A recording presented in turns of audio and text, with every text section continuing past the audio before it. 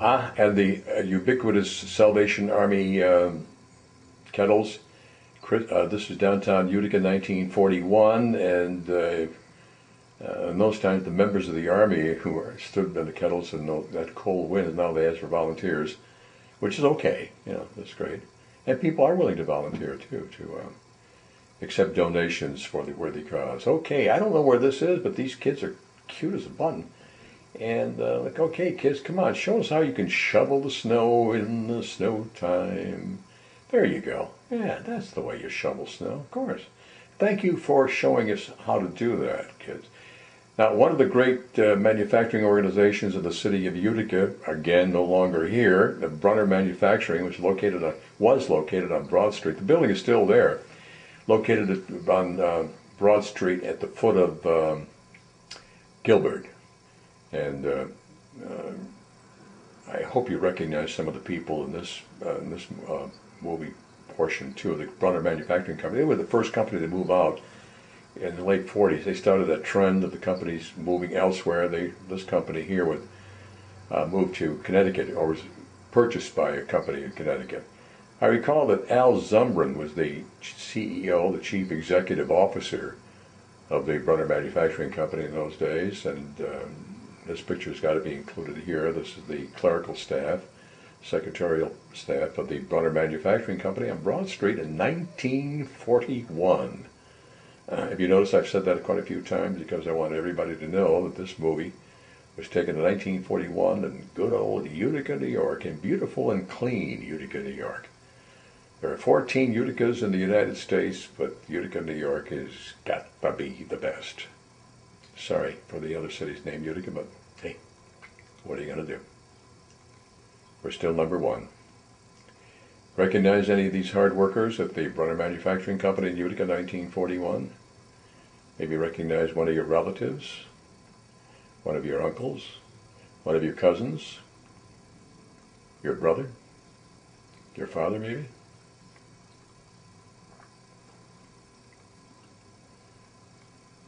A lot of people worked at this place at the Brunners in 1941 and after, up until the time they moved out.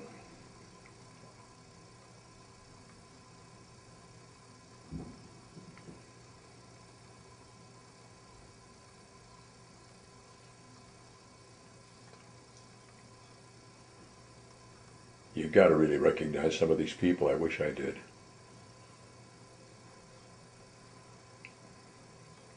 I'd have to make a list to find out who were the employees of the Brunner Manufacturing Company in 1941 in Utica, and then search them down.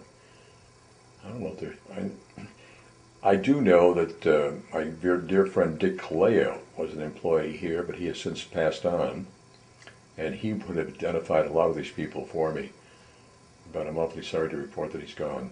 Dominic Dick Kalea.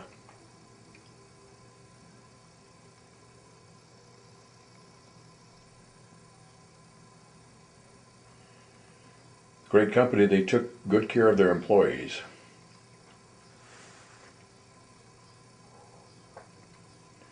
Good employee morale.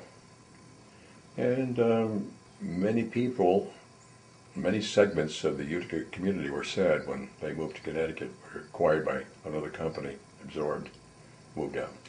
Now, there were many service clubs in Utica in 1941. And maybe I can hazard a guess by saying this was the Torch Club. That name stays in my memory for some reason. I don't know, I'm not for sure. Perhaps you know, and if you do, please notify me, because I would like to know who these are all great guys, great gentlemen. These were the leaders of the community in 1941 in Utica, New York. And I would dare say that they too met in the Hotel Utica, downtown Utica, New York.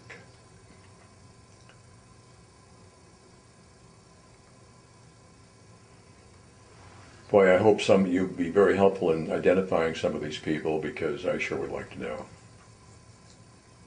You know, the reason I say that is because these are all people who were leaders of the community. They were very well-known people, executives, local companies, middle managers.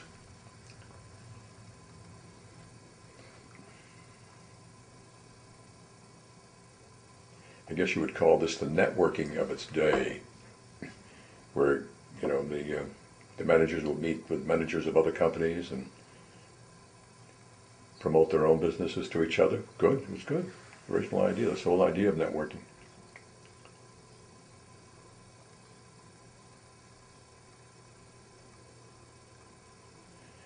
Yeah, I'd have to say you're looking at the cream of the crop here of Utica's leadership community of 1941.